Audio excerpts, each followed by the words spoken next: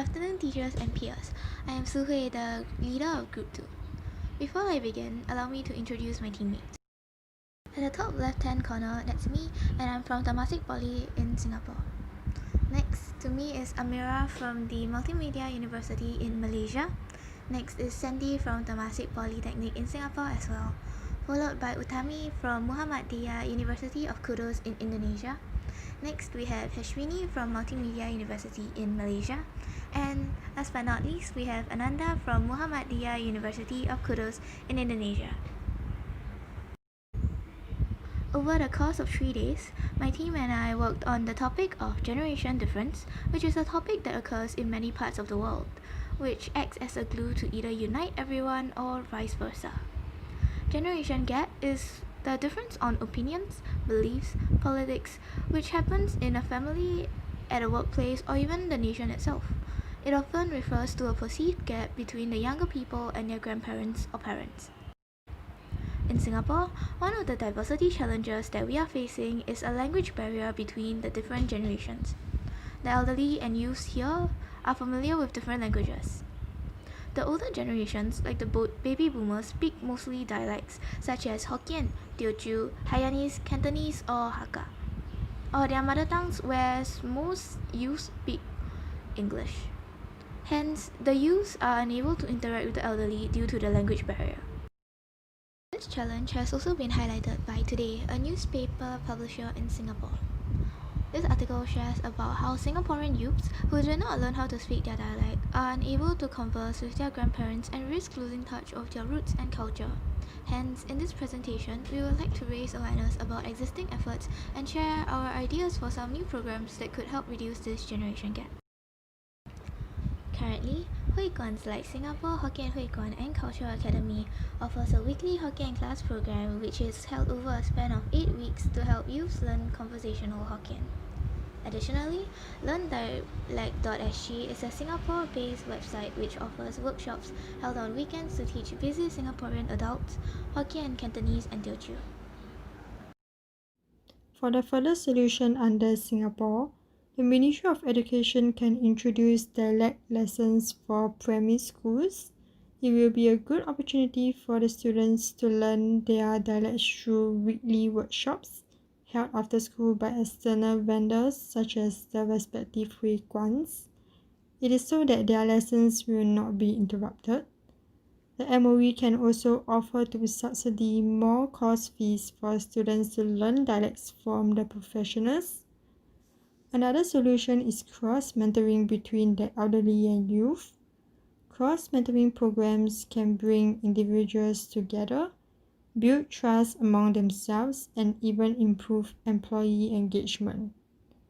In the workplace, pairing the older generations with younger generations will transfer their engagement, creating a better company and boosting productivity within the organization. First and foremost, in Malaysia, we have this patriarchal culture which separates the Gen Z with the baby boomers. Women's roles are always dictated by the society, even without thinking their wants and needs. The issue takes a deeper dimension when you consider it in the context of the rest of the country, its rich diversity and its multicultural history and tradition, but lack in acceptance as well as validity among the older generations.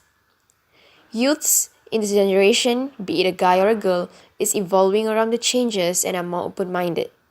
For instance, dressing sense, music choices, and their thinking process have always been an issue for the elders because they tend to associate it with their culture. The elderly people from the age range of late 40s and above have hard time to understand that cultures and ethnicity can still be preserved while being more open towards changes and different perspectives as well as ideas. What are Malaysia's solution for generational gap? As of now, Malaysia's solution for generational differences start at the workplace. For every group project, companies will include people from different generations for each project. This is to help co-workers to bridge the gap and better their understanding of each other. This can help them to develop more perspectives as each generation brings unique skill set, leadership style, and also opinions for the project. What other solutions should we do to help solve generational differences? First of all, youth should be more ethical and respectful towards their elders. They should be given freedom on how they live their life, but also show consideration and care for their roots. This is because we have to understand both sides' perspectives on things. The second solution is by hosting discussions between the youth and the elderly. This can be done online or also in person.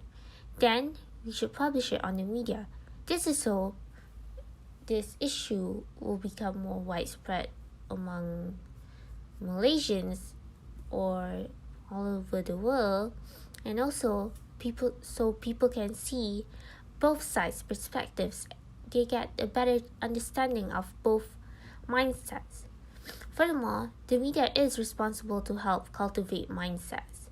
People are more likely to listen from from the media.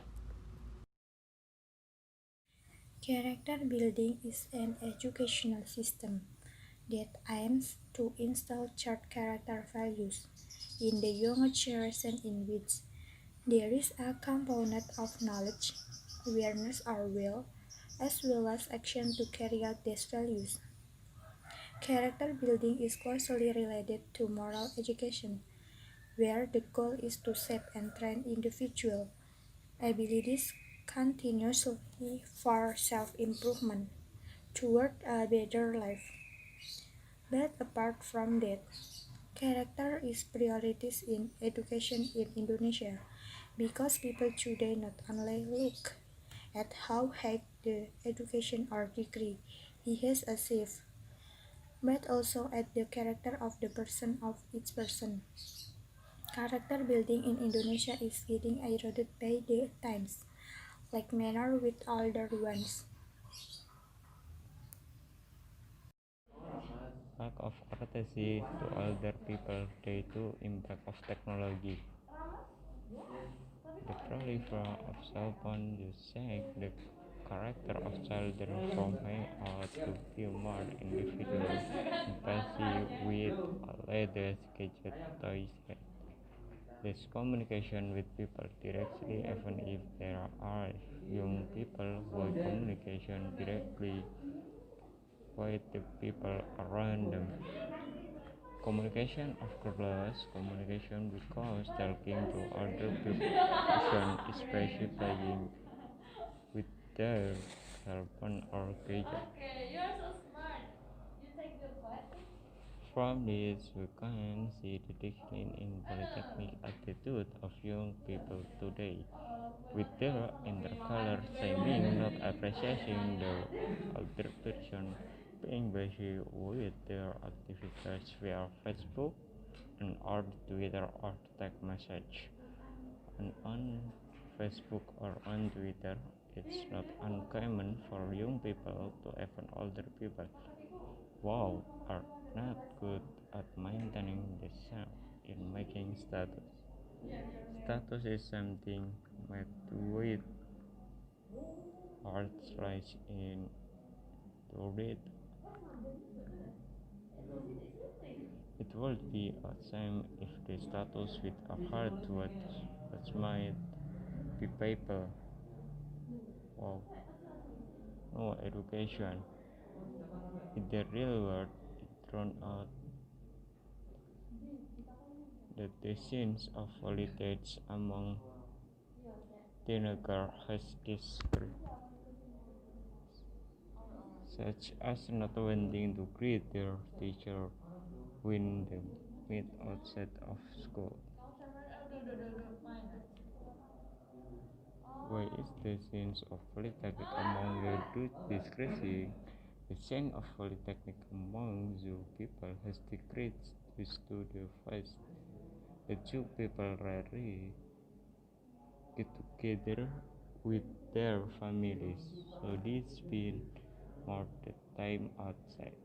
Like many in online game, internet of cloud at nightclub, lack of parental attention to their child degree, entering adults to do parent plus work. From this program, we have learned that perhaps future similar programs should be held in person so that connection problems can be avoided. Secondly, we have learned that we should make an effort to become more aware of our biases so that we can work on it and reduce it. Thirdly, we have learned how to manage generational diversity in the workplace and in schools. And last but not least, we have learned that having a diverse nation have its pros and cons, and with more compassion and empathy, we can work towards a stronger and better nation together. Thank you so much for your kind attention, and we hope you have a nice day.